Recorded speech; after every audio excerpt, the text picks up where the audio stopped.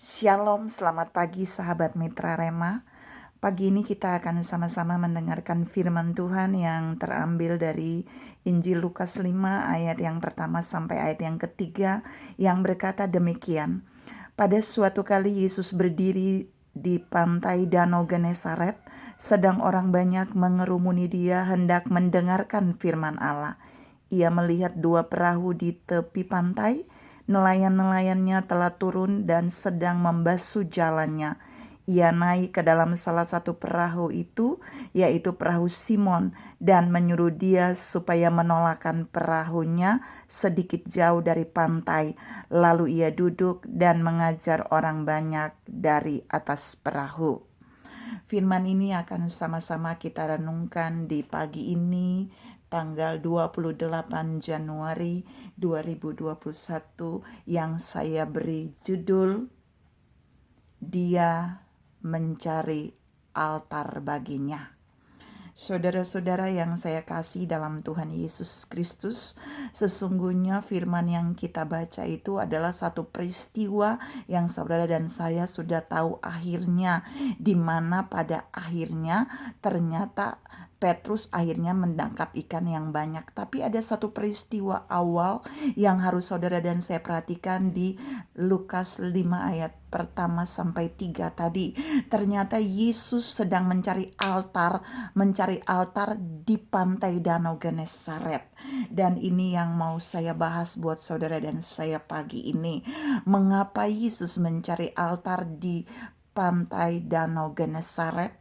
Karena yang pertama, dia melihat ada banyak orang yang mengerumuni dia untuk mau mendengarkan firman. Dia mencari altar baginya untuk melepaskan firman-Nya. Yang kedua, Yesus sedang mencari altar di Danau Genesaret itu karena dia sedang mencari altar untuk dia dapat berbicara kepada banyak orang. Yang ketiga, dia mencari altar di pantai Danau Genesaret itu karena dia sedang mau berbicara dengan banyak orang. Dan yang keempat yang harus saudara perhatikan, ternyata dia sedang mencari altar baginya supaya altar yang dia dapatkan dari siapapun itu akan membuat orang yang memberikan altar baginya diberkati. Poin 4 ini mau saya tegaskan buat saudara.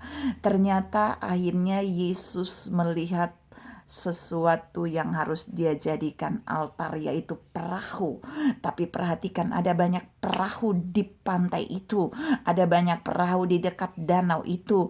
Tapi kemudian mata Yesus terarah pada perahu Simon, dan Alkitab berkata di sana waktu kita baca tadi, dia menyuruh Simon untuk mendorong perahunya lebih ke tengah supaya dia bisa naik dan dia duduk mengajar di sana.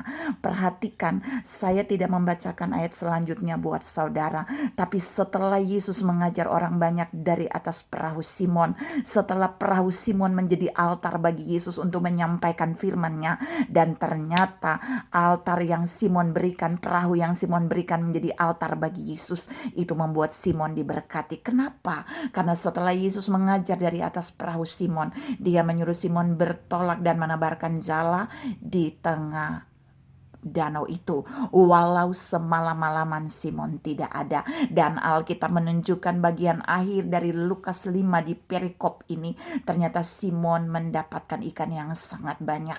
Simon diberkati pekerjaannya. Artinya Tuhan mau bilang pagi ini buat saudara dan saya, jika saudara dan saya memberikan altarnya bagi Yesus, jika kita memberikan altar untuk Tuhan berbicara bagi dia, maka apa yang kita berikan itu akan membuat kita diberkati.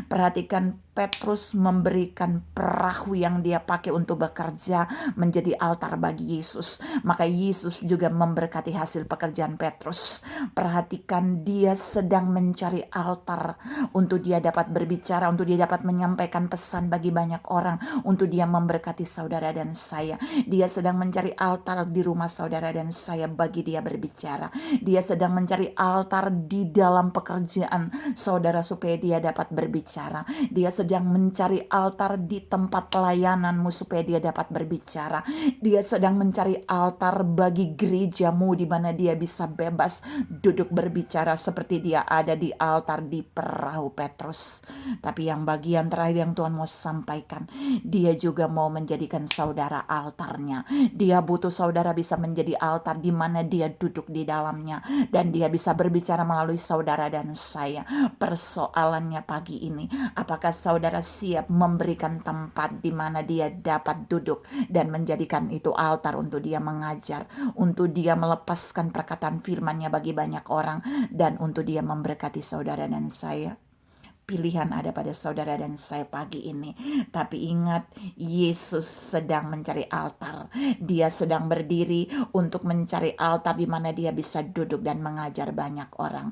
Mari siapkan tempatmu di dalam rumahmu, siapkan tempat di dalam gerejamu, siapkan tempat di dalam pelayananmu, siapkan tempat di dalam pekerjaanmu, bahkan siapkan hidupmu, siapkan hidup saudara dan saya pribadi kita menjadi altar baginya, supaya dia dapat berbicara bagi banyak orang, supaya dia dapat melepaskan firman bagi kita, bahkan supaya dia dapat memberkati kita.